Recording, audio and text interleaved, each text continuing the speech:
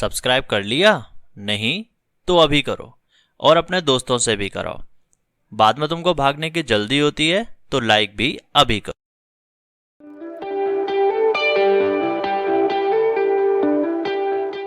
Hello hi दोस्तों, this is your विज्ञान गुरु विकास सिंह और आज हम बात करने जा रहे हैं activity 12.1 objective correlate voltage and current across a resistance using a different number of batteries.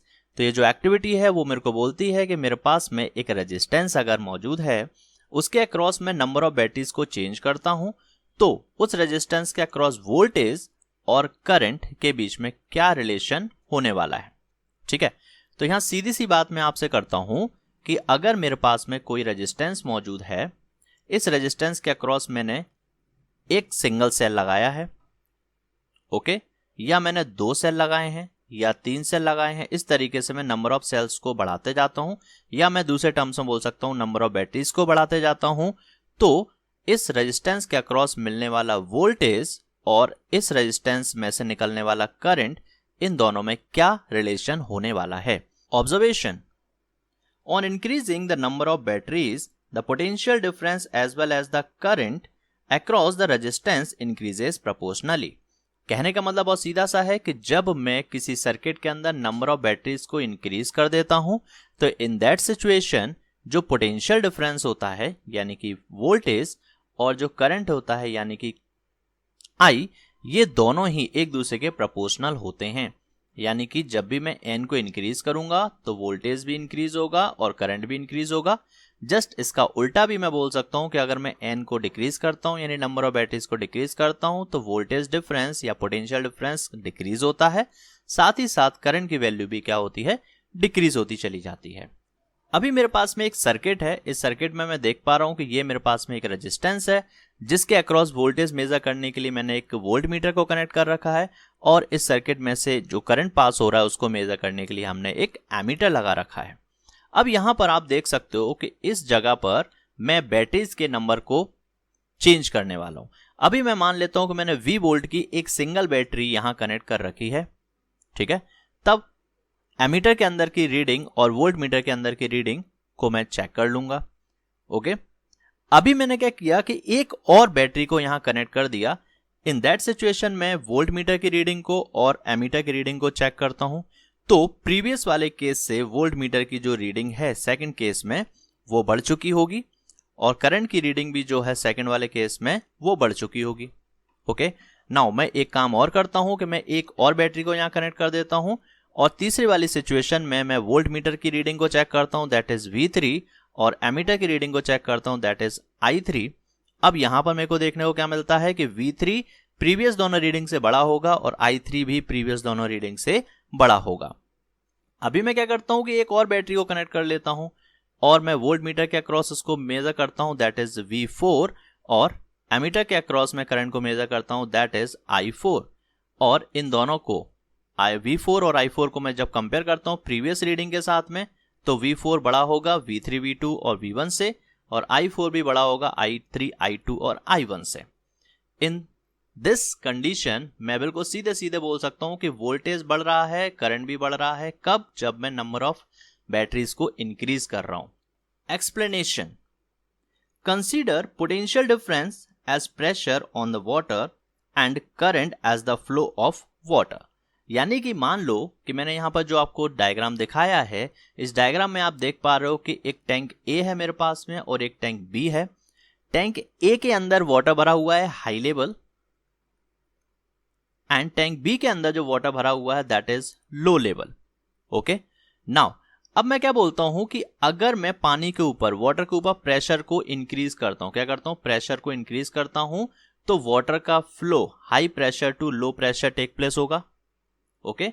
हमेशा जब भी मैं वाटर के ऊपर प्रेशर को इंक्रीज करता हूं तो from high pressure to low pressure हमारा वाटर का फ्लो टेक प्लेस करता है।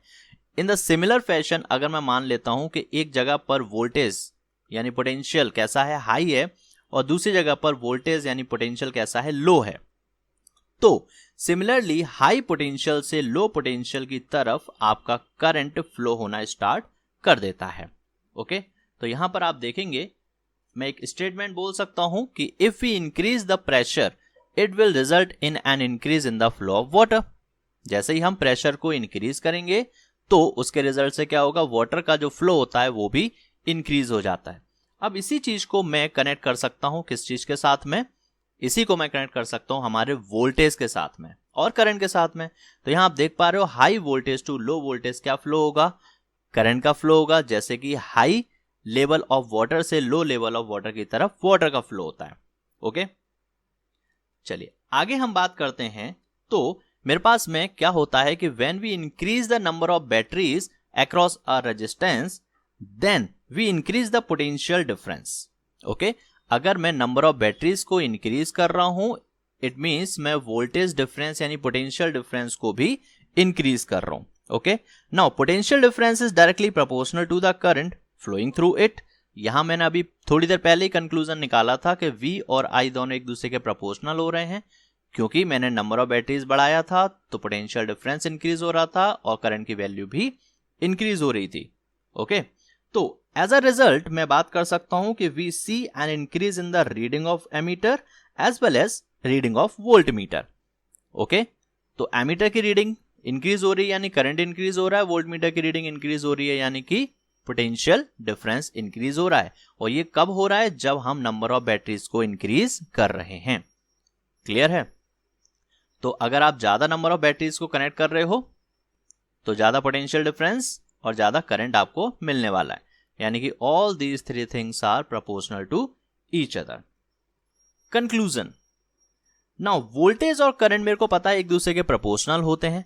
मैं क्या बोलता हूं कि अगर सर्किट कैसा है, ओपन है, यानी कि उसके अंदर ना कोई करंट का फ्लो है और ना ही उसके अक्रॉस कोई हमने बैटरी कनेक्ट की है, तो इन दैट सिचुएशन मेरे को मिलेगा कि zero current when zero voltage is applied. Okay, similarly मैं अगर बात करता हूं कि मान लेते हैं मैंने एक बैटरी कनेक्ट की है जिसका वोल्टेज 1.5 वोल्ट है और मेरे को करंट मिलता है 0.1 एम्पियर का। क्लियर? नाउ थर्ड एक सीन मैंने और लिया है जहां पर मैं बोलता हूं कि 0.2 एम्पियर का करंट मेरे को मिल रहा है व्हेन 3 वोल्ट मैंने बैटरी को कनेक्ट कर दिया। नाउ एक और सीन मैंने यहां पे लिया कि मेरे को 0.4 एम्पियर का करंट मिल रहा है और मैंने 6 वोल्ट की बैटरी को कनेक्ट किया है। तो ऐसे मैंने 4 सीन्स यहां पर इकट्ठे कर रखे हैं और इनको मैं क्या करता हूं, एक ग्राफ के ऊपर प्लॉट करता हूं। मैंने एक ग्राफ के ऊपर इसको प्लॉट कर लिया।